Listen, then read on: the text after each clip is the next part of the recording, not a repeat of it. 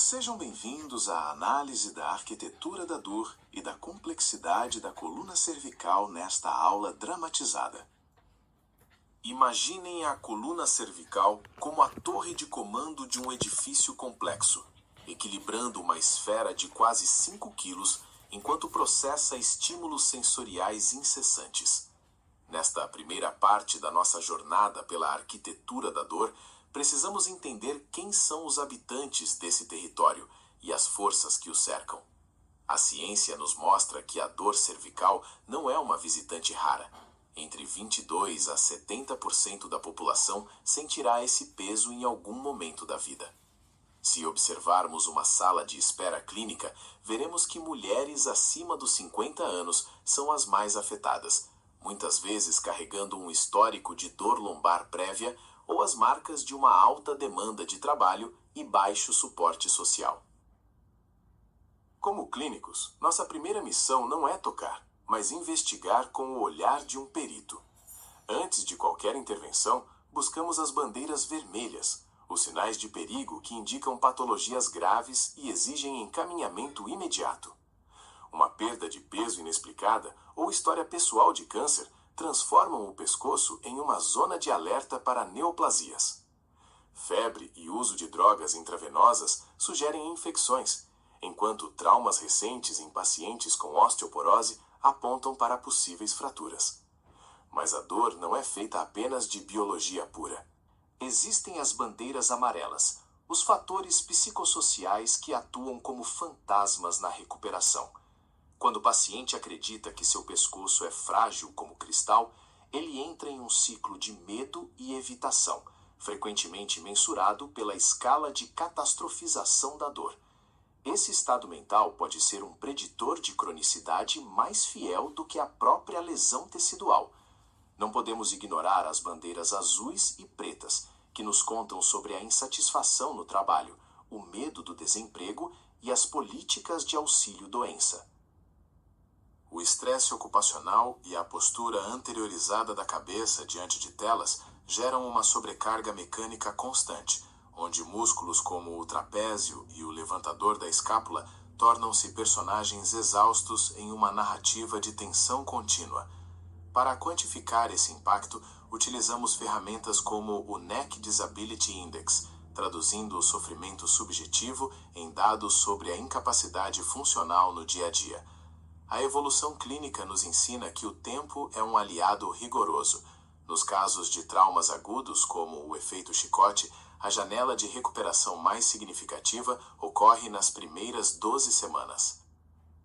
Após esse período, se não houver manejo adequado, o quadro pode se tornar crônico e flutuante. Avaliar a dor cervical é, portanto, um ato de decifrar como o ambiente, a mente e a biomecânica convergem. Entender esses fatores de risco e triar com precisão cada sinal clínico é o alicerce fundamental para que possamos, no próximo passo, restaurar a harmonia funcional desse sistema tão sofisticado. Agora que filtramos as ameaças graves, mergulhamos no coração do raciocínio clínico, a classificação da dor cervical em 4 perfis de disfunção.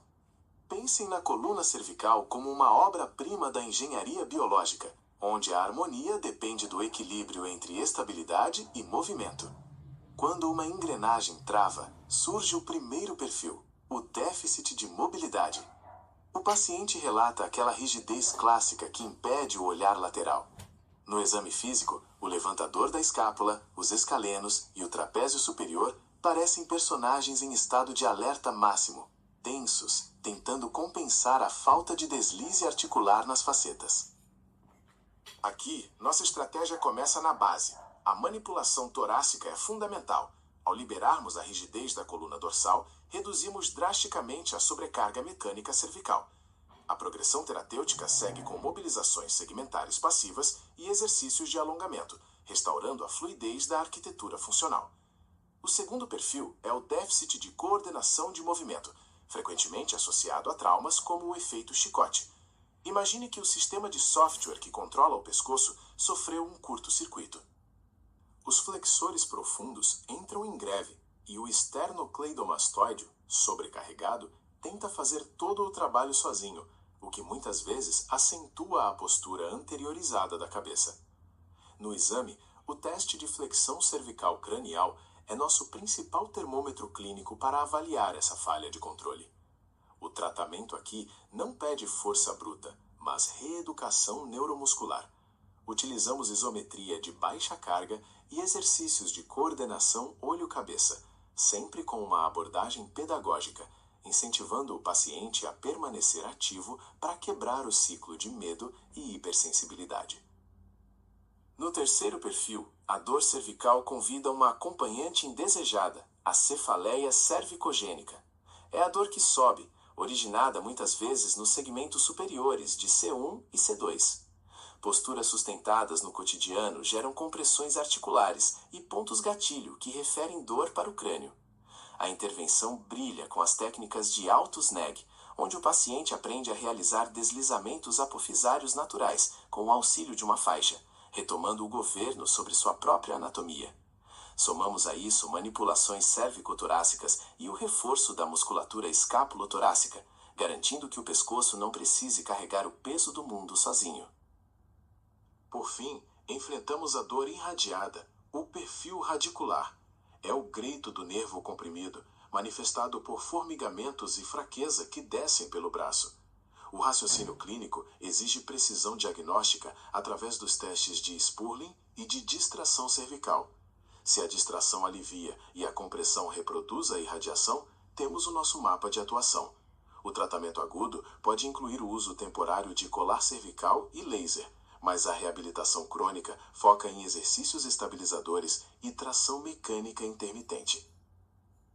Em todos os casos, a fisioterapia conduz uma progressão lógica, da restauração da mobilidade passiva à conquista do controle motor fino e, finalmente, ao fortalecimento funcional. Estamos devolvendo ao paciente a harmonia perdida entre biomecânica, hábitos diários e qualidade de vida.